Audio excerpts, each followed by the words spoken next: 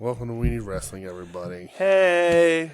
All right, so if you're hearing this, I haven't thrown my laptop out the window. Brett and I just did about an hour 15, the regular show. Dude, imagine if I didn't have to piss. Right, if you didn't have to piss, we would have talked for another hour. Oh, and the audio was corrupted. So we can't send it out. I saved it. Sounds like a robot. You don't want to listen to it. I don't want to listen to it. Nope. I'm super pissed off because we were having a really good time and a good episode. It was a very fun conversation. Drinking an adult beverage. Are you drunk? No. Not for one beer. Get the fuck out of here. I don't know, man. It's a super big boy beer. I don't know. Super big boy beer. It's a stout, right? It's a stout. I don't even know what the percentage on these fuckers. 4% only. Yeah. So we're bummed. It's late. It's midnight. So we're not redoing the whole show. No. You're just going to have to suffer through us going through what we didn't talk about. But if you are listening to this, just know that we get to see Eddie Kingston and Jun Akiyama share a ring today because we're going to Rampage in full gear. Yes. With Joe Sposto, and it's going to be real fun and fuck. Right. So the most of this episode was us talking about how great it's going to be to see Jun Akiyama. Yeah. We're going to give you the quick tour through the episode. Once my fucking notes app stops being the shit. Sarah Logan ripped off Max the Impaler. Paige's boyfriend's a fucking idiot and started a fight with Sebastian Bach, but apparently that was weeks and weeks ago. It was. Abaddon got hurt. Get better, Abaddon. You watched something on Raw. Usos are the reigning tag champs forever. Good. Great. Good for them. Finn Balor still has really good wrestling matches against Seth Rollins. All right. Good. Saki Ishikawa and Satoshi Kojima had a match at the Dragon Gate, Heaven's Gate show or something. It was not the Heaven Gate show.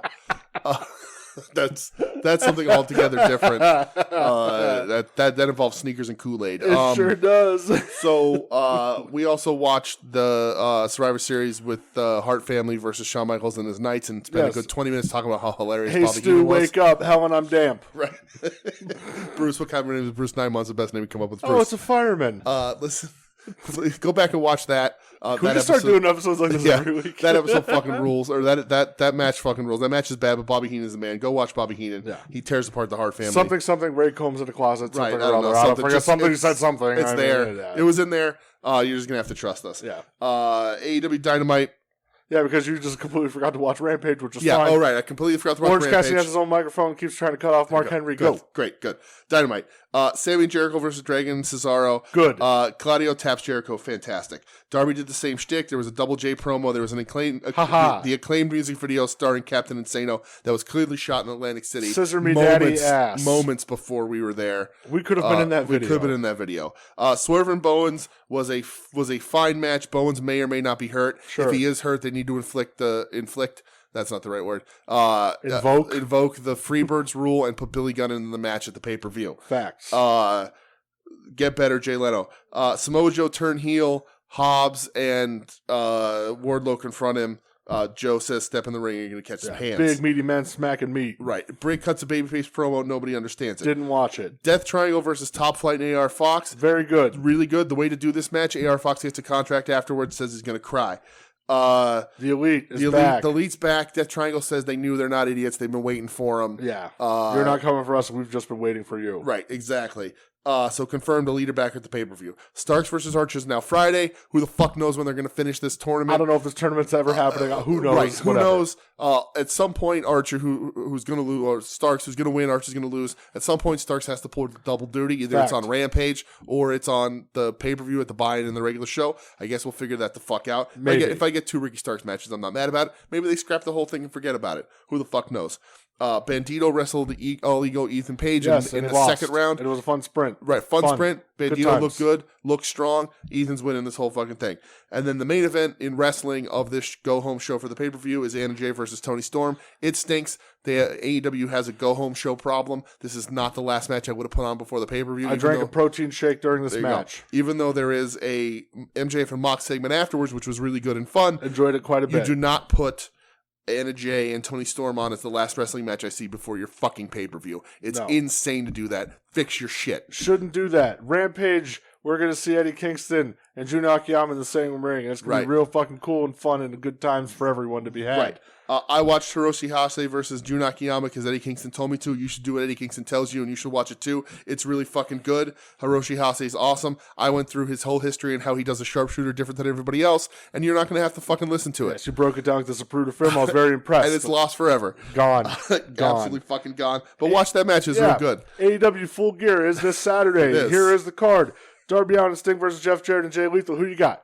Sting and Darby Allin. Same. And Jeff Jarrett turns on everybody, and everybody gets El Kabong. Even sent them Singh. Yes. Saraya versus Britt Baker. That match is going to suck, but Saraya's not losing her first match back. Saraya. Steel cage match. Jungle Boy Jack Perry, Luchasaurus. Jungle Boy wins, unmasks Luchasaurus. He's no longer a dinosaur because Jack Perry's going to drop the Jungle Boy real quick. Everyone better show how much they love the business in that match. That's right. TNT title match. Wardlow, Powerhouse, Hobbs, Samoa Joe.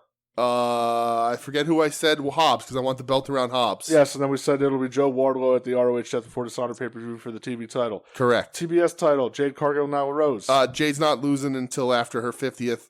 Nyla is going to get the shit kicked out of her. Jade. Trios tag titles. Excited to see Jade live again. Yes. Death Triangle versus the Elite.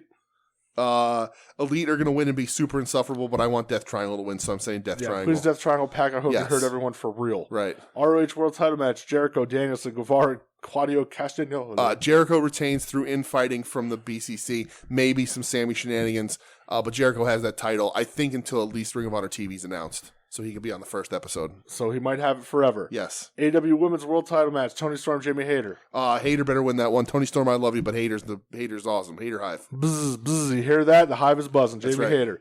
Tag team title match, The Acclaimed versus Swerve in Our Glory. Acclaimed wins no matter what. If Bowens is hurt, you sub in Billy Gunn. Swerve in Our Glory are going to cease to be after this match. The Prue is going to be scissoring each other all night. That's right. Can't wait.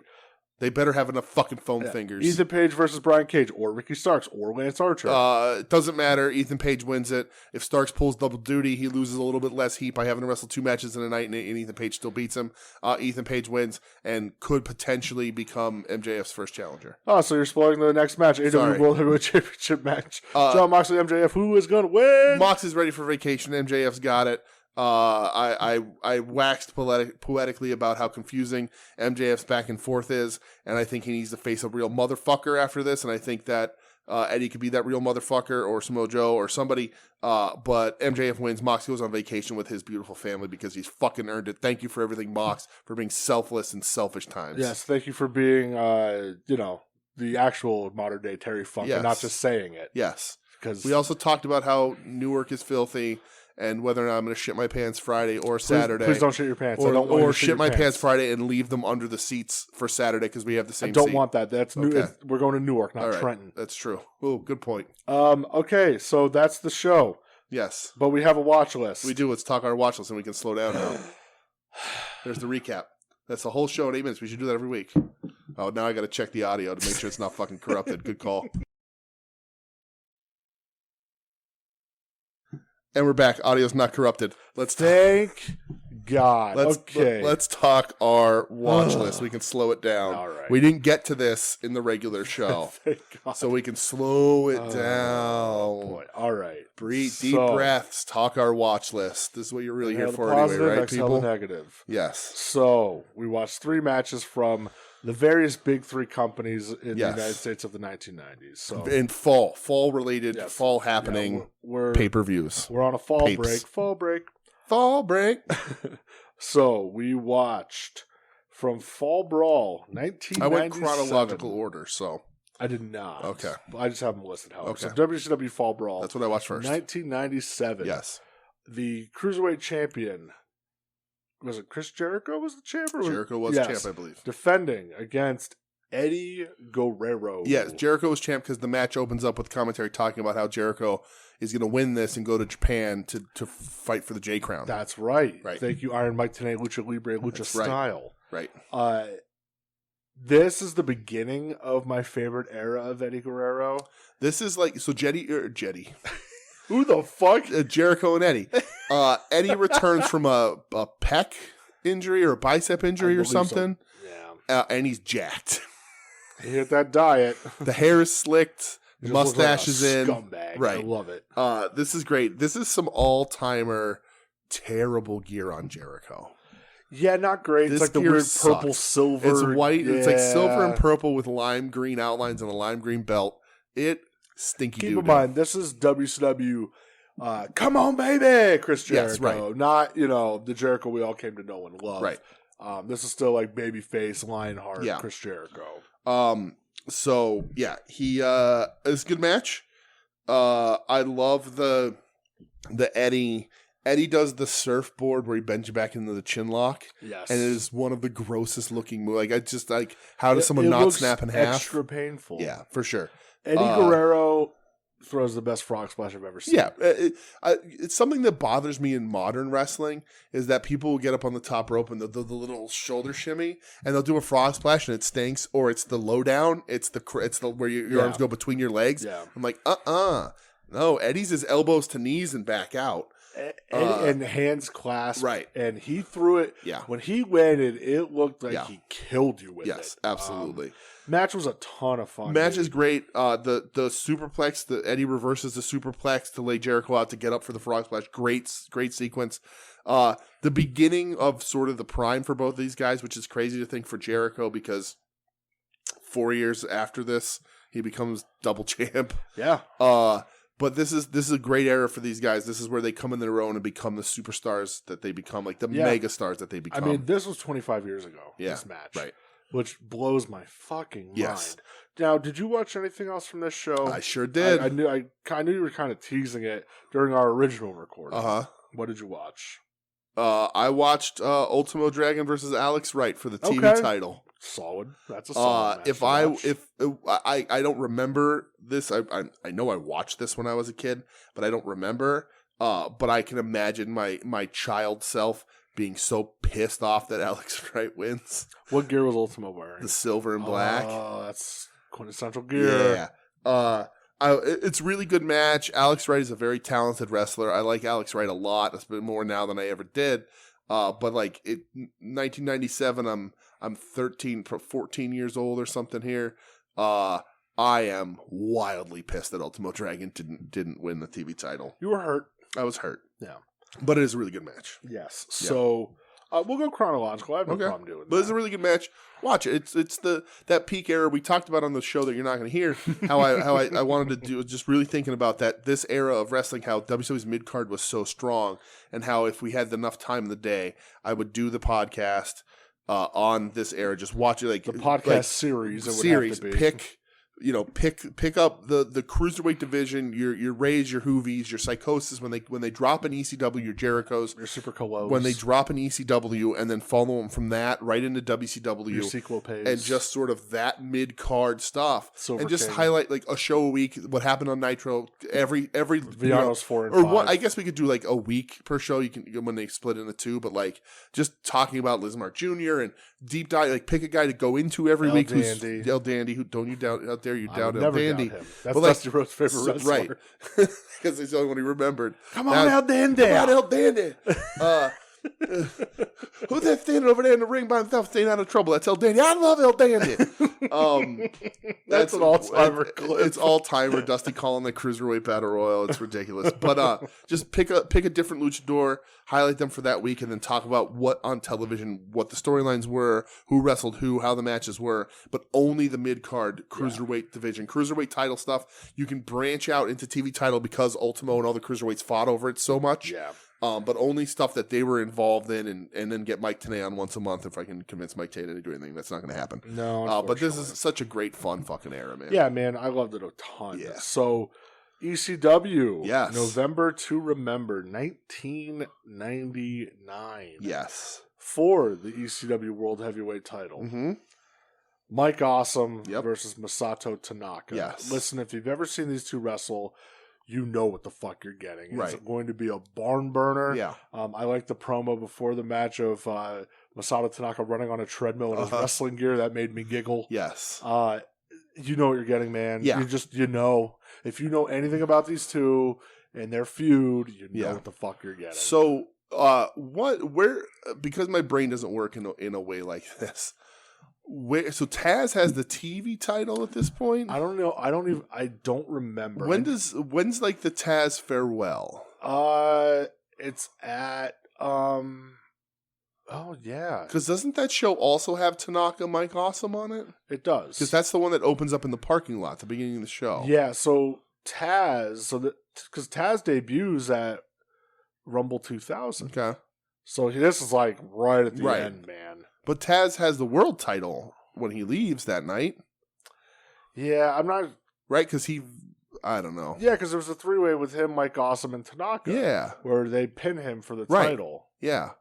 I wonder how that did work then. I don't know. Joe's probably screaming at his fucking radio right now. See, though, Joe, like, he admits he was kind of checked out of Yeah. ECW a little bit at this point. Yeah. I'll have to go back and look. Mike Awesome, absolute unit of a professional wrestler. Monster of a human. The like, mullet. Like, Mike, like... A king. Dude couldn't talk, right? Dude looks like if he opened his mouth, he would sound like Undertaker in Suburban Commando. That's why I had Judge Jeff Jones. Right, that's why he had Judge Jeff Jones. But, just a unit, like, just a monster of a human being. A killer. Like, an absolute killer. Gladiator in Japan. Just a fucking monster. And he's facing probably his greatest rival, which for my money, watching this match, I was like, top 5 rivalry of all time. 100%. Right? Awesome Tanaka. They're just full bore sprints of murder, these matches. You watch this on the cock, right? I did. So it's easy. Masato Tanaka's cock entrance. It was like rave music. It was like fucking electronic. It was like crazy. It was super weird, right? And then Mike Awesome's it was like a knockoff Jackal song. Well, he was actually using that. Was that what he was using? Yeah, because I think it was it Harry Slash on the Slash Tones? Okay. Yeah. Because it's very much like that. It's the same rhythm. I stand alone today. Don't you ever fucking compare Mike Awesome to anything with Jackal. That's his entrance music sounded like a Jackal song. Who's the Jackal? And Jackal's on the show, so it all makes sense. How dare you? So I often, we talk about on the show, and we often have issues. I often not complain, but like, I like my wrestling to tell a story. I like my wrestling to have psychology. I'm like, oh, the Bucks are only good because they don't have psychology in their matches. That's not the other thing. This match has no psychology. This is just men punching each other until one of them can't stand. Just hitting each other with chairs and putting each other through tables. Mike Awesome does the fucking dive. Insane. Masato Tanaka is probably the most indestructible professional wrestler to ever live because he's still wrestling to this day. Yeah. And when you watch this match, you would probably think, oh, this is his last match. He died. He takes a fucking top rope awesome bomb for the finish. It's insane. And I had a really wild revelation while watching this match is that Mike Awesome died young. Unfortunately, yes. We missed out on the potential of time machine shit here because he'd be a little too old even. But Mike Awesome versus Brock Lesnar. No. Fuck. Stay with me. Wow, that would be awesome. Mike Awesome, X Division champion. I'm with it. I'm totally with that. Him in an Ultimate X match where he's got to hang from the fucking ropes above the ring to get to, like, he would destroy because he's doing the dives. He's like 300 pounds of insanity. Yeah. Like, he would just be murdering people in that division, and it would be amazing. So, real quick, I did look up Taz, the end of his run. So, September 19th, 99. Okay. This is where he lost to Awesome and Tanaka for the title at Anarchy Rules. Okay. He has another match that airs October 29th, 99 on TNN. Sabu beats him. Okay. This show, November to Remember, RVD, who's the TV champ at the time, beats Taz to retain the title. And then the last, I don't know if it's tape date or what, but November 12th, 99, Mike Awesome beats Taz on ECW Hardcore TV. Yeah. And then he debuts January 23rd. It's interesting because he gets that world title send-off. We know he's leaving, and he gets booed and he for a still, part like, of it. sticks around. So, weird. Okay. Yeah, I see. I mean, I was fucking 10 years old at the time, so I don't remember all the ins and outs. But, But like that, when he gets pinned in that 3-way, he gets everybody. He knows he's booed as shit when he comes out, but then he's celebrated. Because he signed. Yeah. With WWF in September that year, so that was like the setup. But I guess he did a couple more dates. Okay. It's kind of weird. Whatever. But Tanaka Awesome. Yeah. It's just I fucking love these guys so Right. much. Just a great rivalry. Just a banger of guys beating each other up. If you've never seen a Tanaka awesome match, go watch Literally, them. every match was a killer. Even the ECW One Night Stand match is fucking crazy. Because they just murdered each other. How Tanaka is still standing after this match, let alone wrestling 23 years later, I'll never fucking understand. And wrestling at a high level 23 years later. Hey, Tony Khan, if you're listening, you've been satisfying a lot of my Japanese wrestling needs. You brought Muda over, Shibata, again, Jun Akiyama. Give me Masato Tanaka. Who'd you put him against? I already know. That's a good question. Who? Samoa Joe. Yeah, it'd be fucking crazy. Mm-hmm. Make it happen. Or you could do Wardlow and try and run back, but Wardlow can't hang. I like Wardlow just fine, but he can't hang. He ain't Mike Awesome. He can't hang like Mike Awesome. Yeah. So the final match. Nope, gonna check the audio again. All right, do it. We're still good. Let's go. Thank God. Last match on the watch list. Yes, from the Survivor Series. And do I have a bone to pick here? Okay. It's going to make a little less sense because our discussion of Bret Hart, the Hart family versus Shawn Michaels and his Knights no longer exists, but it's all right. Oh, yeah. So Survivor Series 2001. Yes. Team WWF, which consisted of The Big Show, Kane, Walker Texas Taker, Chris Jericho, and The Rock. What a giant team. Like, Jericho's the smallest guy easily. Right. Yeah. Going up against Team Alliance, which was Stone Cold Steve Austin, right. Kurt Angle, Booker T, Rob Van Dam, and the most dangerous striker in the history of professional wrestling, Shane O'Mac. Right. Here comes the money, Shane McMahon. On paper, the Alliance is wildly outmuscled here. 100%. Yeah. Like, wildly. You should get tossed around and broken in half. Let's be honest. Wildly outnumbered or outmuzzled. So we talked a little bit last week when we were looking up Survivor Series matches. Yes. And, I said this match, and you're like, really? That's like the highest rated Survivor Series match? And we kind of had a conversation with Doug on Friday last week as well, where I think we looked back at Survivor Series through rose-colored glasses a bit. Yeah. Because it was so many good guys and bad Series guys. match itself. Yeah, so many good guys and bad guys teaming up and cool like team names and stuff. But the matches weren't really good. Right. Yeah. Well, that's why we talked about the Hart family, Shawn Michaels and his Knights match, where like the match is too long, it's not very good. There's some good stuff in it, but it's not great. But you watch that match because Heenan's on fire. Exactly. But yeah, I was shocked that this is considered the best. At least according to Cage match, which may not be right, but it's easy. The best Survivor Series elimination match. Right. So this was for control of the company. This was Vince versus Shane and Stephanie Alliance. So what's up, Stephanie? All-timer here. So what...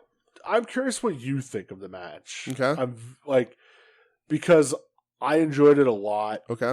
It's very typical...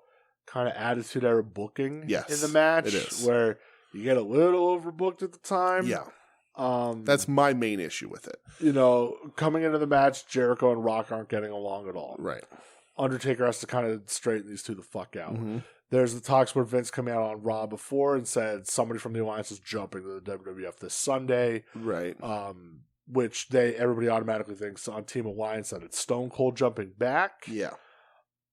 You have Shane McMahon in there for whatever fucking purpose. Yeah. So that's why I'm curious, what do you think? So, I remember not being happy at this point in time because this is like they're trying to play around with the death rattle of my two favorite wrestling companies. WCW and ECW, I loved. You have to think, this kind of angle sort of starts in what? April? Right, yeah. And this is November, and this is the death of the angle already? Right. God, you could have played this out for fucking years. So, there's some fun things in this. Paul E on the call is very weird. I thought he was fantastic. Yeah, I thought he did a good job, but it's weird. It was weird to hear him call. My favorite thing he says in this match is that Austin has the Rock and a sharpshooter, and Paulie's like, Hebner, just just call it, says he taps. And who's he on commentary with? JR. And JR's like, but he didn't tap. And Paulie goes, that hasn't stopped Hebner at a Survivor Series before. So I like that. There's some very weird overbooked shit in this. Yeah. Kurt Angle taps to the shit shooter from The Rock. The Scorpion King Deathlock. The Scorpion King Deathlock. It stinks. It's the Scorpion King Deathlock. It's not the sharpshooter. It's the Scorpion King Deathlock. And then Austin puts on a shit shooter. My biggest problem with this match, and it's the comparison I will make to that Survivor Series Harts versus Shawn Michaels and the Knights. Shane McMahon is the Bruce Hart of this match. Okay, that's a lot of praise. It's not. It's not. The Bruce is loose. The Bruce is loose. The Shane is lame. Shane involves himself in everything. And I like Shane. I have very fond memories of Shane. He's a McMahon. It's in his blood. Right. I love when Shane got thrown through the glass by Kurt. Shane has done ridiculous things. None of them very good, but at least always entertaining. Tons of stunts. But he involves himself in everything. If there's a hot tag to be had, Shane has it. If there's interference and a pin to break up, Shane does it. He is all over this fucking match, and that's a problem. My other problem is, and you may be taken aback by this, and maybe people will shut off the podcast when I say this. Walker Texas Taker sucks. Why would I be taking him? I don't know. It's Booger Red. He's trash. JR calls him Booger Red on the call. He's trash here. Yeah, it's not a fondly looked back on era of Undertaker. I think like he looks cool. You're like, oh yeah, this dude looks like a tough guy. But then he gets in the ring and he's like chain wrestling arm bars and shit. They're throwing those big soup bones. And I'm like, get the fuck out of here. Taker is dog shit in this match. And Taker's not a dude that I necessarily love all around anyway. He's a guy who has made it for being very, he's had the career that he's had mainly for being very loyal and being given a very cool character. But like he's never been the in-ring great that people like to say he is. I still think maybe a little underrated because he did stay on top for as long as he is, but that's mostly loyalty, right? He is actively bad in this match. Kane, the same thing. Kane's fine. Kane at least sticks to his shit. Taker like tries to wrestle RVD. It's like, what the fuck are you doing? Yeah. Or wrestle Angle. It just doesn't fucking work. But I like the end. The Austin Rock stuff is fantastic. I forgot in this match, because I've seen this match before, when it comes down to the final two, Austin Rock, and your mind, you go, oh yeah, of course it does. Right. It's fantastic. How couldn't it? How couldn't it? Right. Exactly. And this is Austin. He's not around too much longer. Mm-hmm. He's got both the braces on his knees, all that shit. And everybody gets their shit in, and like there's weird elimination order, overbooked, but like the end is really fucking good. But getting there was a bit of a slog. Not great. Yeah. Not great. Angle turning on Austin, defecting back to Team WWF, Right. Of course, Vince coming out on the stage at the end and like doing his weird celebration. I reign supreme. Right. Weird seeing Rock holding the big gold belt. I forgot about that. Yeah. Right. When he was WCW champion. Yeah. That was kind of weird. Yeah, whatever. But yeah, it was I feel like I don't know. This era got so fucked. Right. If this is fucked. Well, because it was free reign, they had no competition anymore at all. Yeah, because you have to think. So this is November. Mm-hmm. A couple months later, NWO shows up. Right. And it's all just done because then if somebody's gonna kill my company, it's gonna be me. I'm gonna inject it with a lethal dose of poison. Yeah. Me in the new world. Yeah. It makes my throat hurt really bad. But yeah, like it's just the death, the death of two of my favorite companies, like finally, and like watching this match, and again, it's fine, but like, man, if this is the best one, the other Survivor Series matches are really not good. That's what I mean. Really, really not good. It's almost like you want to go back and watch one and just see. There's so much talent in this ring aside from Undertaker and Kane. And they don't really pull it off until the very end with Steve and Rock. I don't know. Yeah, it's not great. Not great. But it was fine. It was fun. Paulie on commentary tries to keep it entertaining at least. He does. Does he call the whole show? Yeah, whole show. Okay. Yeah, because he was the Alliance's commentator. Okay. But yeah, it was not great. Yeah. I look back and I get so bummed out because they could have done so much more. For sure. And it just blown to shit in like 6 months. Yeah. You know, you could have waited till the NWO came in. That would have been cool. Yeah. You know, what I think was it. No, because Goldberg didn't come till 03, so he couldn't have really done much. Yeah, because Goldberg was sitting home on that fat fucking contract. Hey, so was Kevin Nash. Yes, it was Nash, right? That's a smart fucking move. Yeah. Smart move. Nash said, he goes, you know, people get mad when you treat it like a business, but they always say it's a business. Yep. Kevin Nash, smartest man in wrestling. He sure is. So yeah, I mean that's the podcast, everybody. That's it. So so we do have an announcement, right? Do you want to put it here? Yeah. All right. So next week, Thursday is Thanksgiving. Thursday, Raw Thursday. So you know we all do our Thursday Thanksgiving things, and we will be joining At Odds with Wrestling. Yeah, we're gonna do a joint show. You're gonna be doing joints. Yeah, well, I mean, I could if you want. Well, that'd be insufferable. So yeah, we're gonna have the show on both feeds. Yes, our feed, their feed. Yeah, just nice little fun holiday. Yeah, fun little holiday deal. romp. Adam usually bails on Thanksgiving, so we'll see where he is. Yeah, listen to At Odds, I guess, to figure all that out. Yeah, soon to be named Network Dudes Night Out. Dudes Night Out, podcast. Right? So I'm excited to do it. So a little easier than having to get anybody together. We'll see what time they're recording and everything, but we're gonna do that. So next week, both feeds.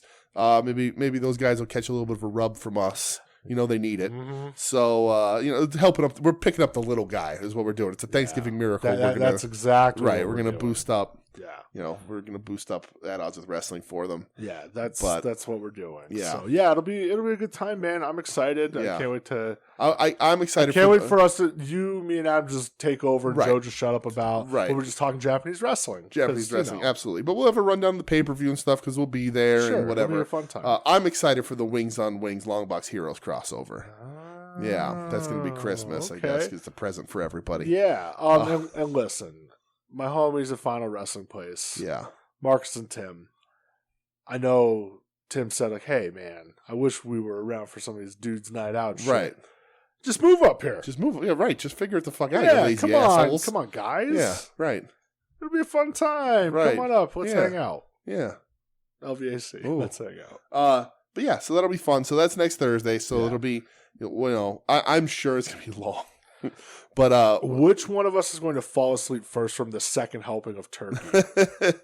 I mean, I don't know. I eat pretty early, so we'll see. I'll already have a nap or two in. Okay. Probably. Yeah, my nephews are going to be beating the shit out of me. Yeah, they are. So so we'll be doing that next week. We'll put it out on both feeds and compete as to how many listeners we get. We're not going to do that. We got to, It's for the brand, brother. It's for the brand.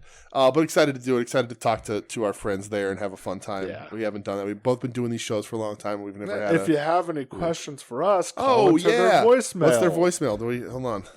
Is Twitter down yet? Is Twitter still up? It's 12:30. Is their voicemail on there? I don't know. Adam posted it earlier. That's why I'm asking today if it's down. Oh, voicemail right here. 570-846-0897. At Odds Wrestling on Twitter. Check them out. And call in for questions for Brett and I. Yeah. Or for all four of us or three of us or whoever happens to be there. Yeah. But yeah, so call. Because it's Thanksgiving and Adam doesn't do Thanksgiving shows. Right. He spends time with family. Sure. And himself. 570 and the Alexa cardboard 846-0897. And just airplaning spoonfuls of food into their hollowed out mouth. Well,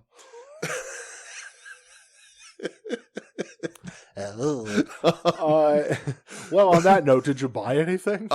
So I did. I got my two Terry 2-packs, the Hogan Coliseum, Hogan and Terry Funk. Oh God, that was just Friday. That was Friday. Man, time flies. So I got one to keep keep mint, and when I also purchased selling the Hogan and keeping the Terry to open, put him in the cool pose where he's holding his hat right before he beats up Mel Phillips. Yep.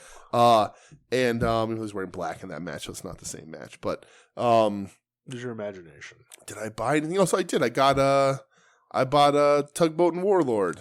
Of a guy on the major groups liquidating a lot. I talked to him a bit. He said he's just getting rid of all his modern figures. He just wants to be an old school collector, and so he's crazy good prices. Yeah, good deals. I paid for both for the Warlord, the newer Warlord, and the Tugboat less than what the Tugboat goes for. Yeah, I think online. So I got a Tugboat to memorialize my getting COVID allegedly at LBAC, and I got a Warlord, which I wanted but never really pulled the trigger on because they're never going to make a Barbarian a match, which makes me sad. Which is such a bummer. Don't understand why. If you're going to make that Warlord, I feel like you should make the Barb also, but that is what it is. Oh, is Barb in the concussion lawsuit with everybody? Is that why? I have no idea. I have no idea, but yeah, you buy anything else? Purchase anything? What did I buy? I bought a new fan motor for my oven because it broke like 3 weeks ago, and I didn't calculate that Thanksgiving was coming up, so I got to try and replace a fan motor this weekend. Good luck with that. Yeah. So what did I buy? I just bought the Terry 2-pack. Yeah. I bought a shirt that I won't announce because, me by nefarious means. Sure. And so WCW Deep Cuts on Twitter opened up their Google Drive again.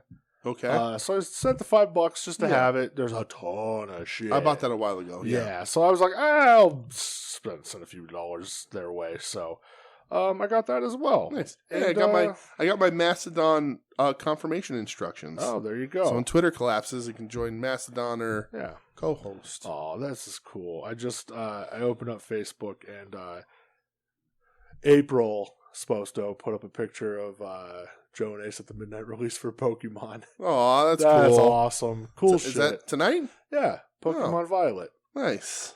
Is Ace still wearing Air Max 90s? Oh. Dude, that kid rocks. I'm pretty sure those are Air Max 90s. Yeah. Is Ace going to be a sneakerhead? I don't know. They're pretty dirty. Joe, I'm gonna have to talk to him about sneakers. I'm gonna have to give him Joe's shoes are much more my speed. Yeah, I'm gonna have to start giving Ace some hand-me-downs. Well, that's awesome. Yeah, that's good. Good shit. I like that. But yeah, dude. I don't see ad odds up yet though. So, who knows? Sassafras. But yeah, I guess that's it, right, pal? Yeah, dude. If you want to hit the, so we still put in about 40. Yeah. It's a bummer, but we made do. So thanks for listening, everybody. We'll be back next week with a big special surprise combo episode. But check us all out on the Soon to Be Named Network at STBN Network on Twitter. soon-to-be-named-network.com, soon-to-be-named-network.tumblr.com. That's where you can find all the information, all the other shows, Final Wrestling Place, Long Box Heroes After Dark, Hit My Music, Puzzle Warriors 3, Profane Argument, Wings on Wings, our other show, @_Wings on Wings, which is back after a month hiatus because of life. Yeah. Thanks, life. And, a bunch of other shows there too. Figure we'll check all that out. Excited for next week. We'll be covering the pay-per-view, the Rampage and pay-per-view, and goings-ons, and this day in wrestling history, which we get to contribute to. Oh, that'll be fun. Yeah. So, sad Adam can't make it. Yeah. But I guess that's it, right? That's it. All right, we can get the hell out of here. Yeah. Hopefully these last 10, 15 minutes aren't corrupted. Yeah. Hey, everybody, watch Rampage tomorrow night. Yeah, look for us. Or you're going to be listening Friday, obviously. So watch it tonight. Yes. Live, in person at 10 o'clock. Not a paid ad. Right. Goodbye. You're listening to the soon-to-be-named network, the Lamborghini of podcast networks. Knock it off, nerds!